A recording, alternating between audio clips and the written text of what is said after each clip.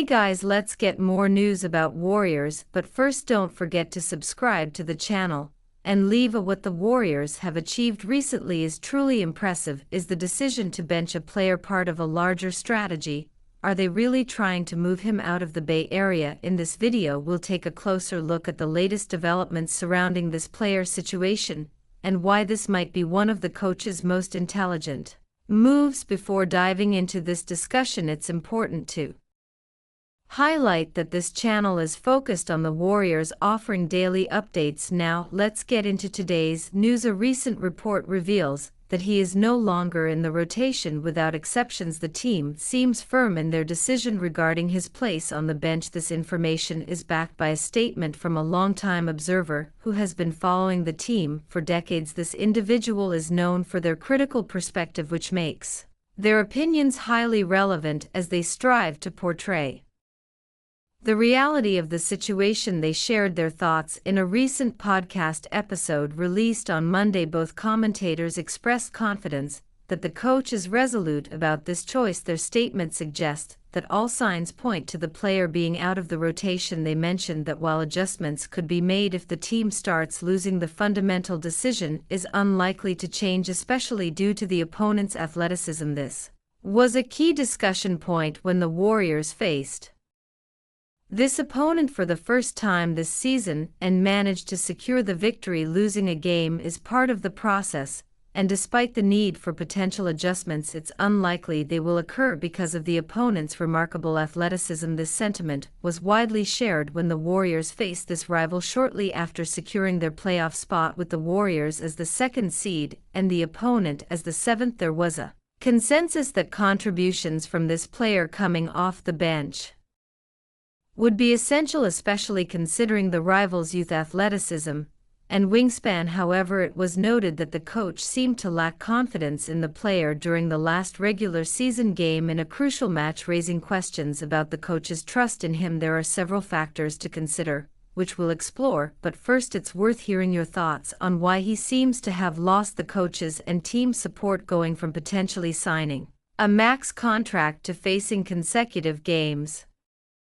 without playing. This is the third straight game without any court time, and local reports reflect this change. Recently it was reported that the signing of a new player has made him somewhat of a luxury that the team doesn't need. He's currently a player capable of scoring between 15 and 20 points per game, but remains on the bench. Observing his performance against a rival this season, he averages 21 points per game, almost 7 rebounds and a few assists, standing out on the court. However, it's important to note that this happened in a different phase of the season. In the early games against this opponent, he often played over 30 minutes per game, which was the case before the signing, when the team heavily relied on his isolation plays due to a lack of other talent. With the arrival of a new player, the dynamics have changed considerably. As a result, doubts have arisen about the lack of court time for this athlete, and it's now clear that the coach doesn't trust his abilities at this moment.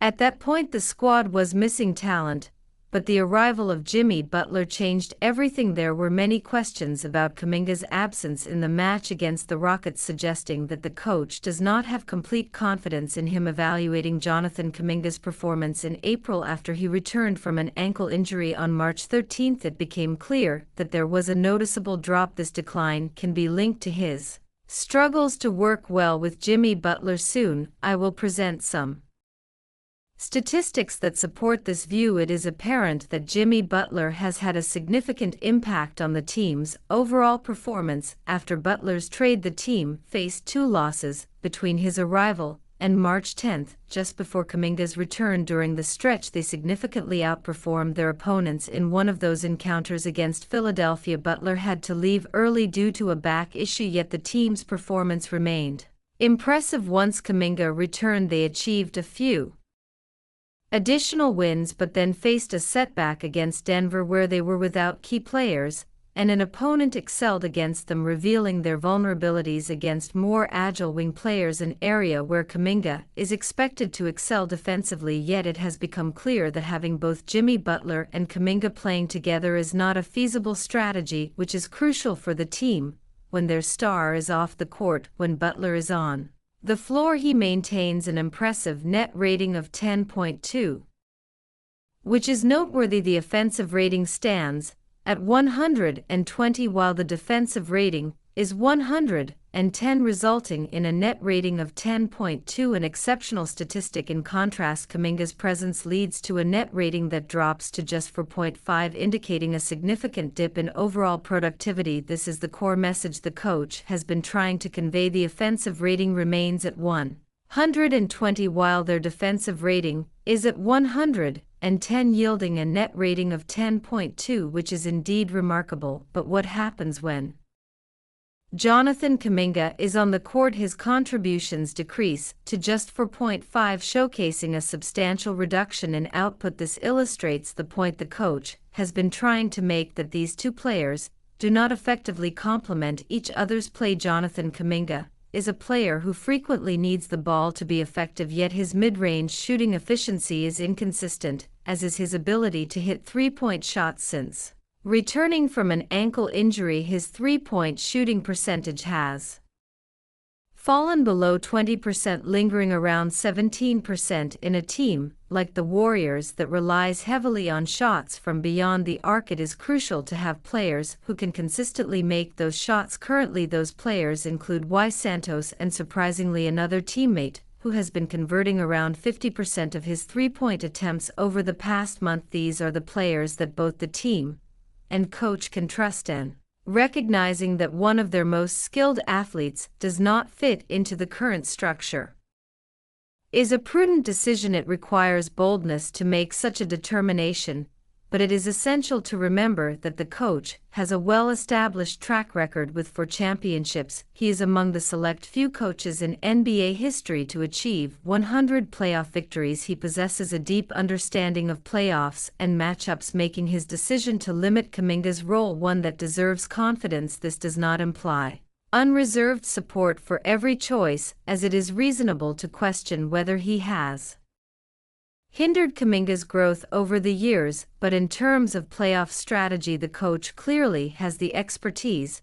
We should monitor how this scenario develops, but it seems probable that Kuminga will continue to see DMPS until he is needed, which is certainly a possibility. There's also something significant that has been pointed out by another team member. Let me locate a quote that I find particularly insightful. We continue to notice the absence of an athlete by the coach's choice until his involvement becomes truly necessary, which is not outside the realm of possibilities. A statement from one of the players seems quite enlightening about the situation. He mentioned that his colleague's contribution will be valuable, that he's putting in the effort, and that this is all that can be done in this context. Keep giving his best. It's believed that this athlete will have a significant role for the team in this phase, and there's no doubt about it. The challenge for him is to stay mentally engaged, as is expected of any player in this situation, but it's likely he will be able to help the team succeed. This same person expressed belief in the importance of this athlete for the series against a determined opponent. A member of the front office also shares this perspective, noting that the player has been performing well in defense against the opponent's young wings. However, at this moment the decision rests in the coach's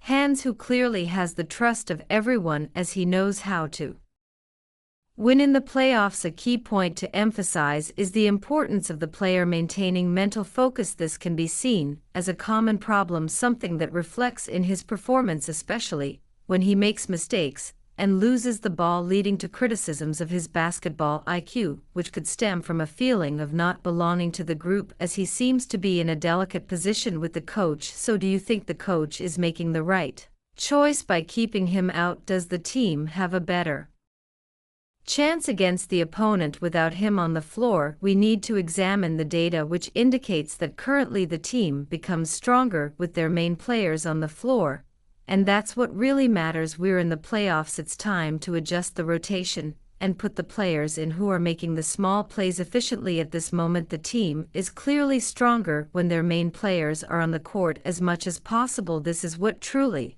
matters as we are in the playoffs, so it's time To adjust the rotation and put on the players who are performing the little things with efficiency, it's essential to reward those coming off the bench players who are not showing effectiveness or productivity, or who cannot make the right play should remain off the court. This should be the criterion that guides the decision. Let's get ready for the next matchup and aim for another victory. Before we continue, make sure to leave a like and subscribe to the channel so you won't miss any exclusive dubs updates. Let's keep going in a move that has sent shockwaves through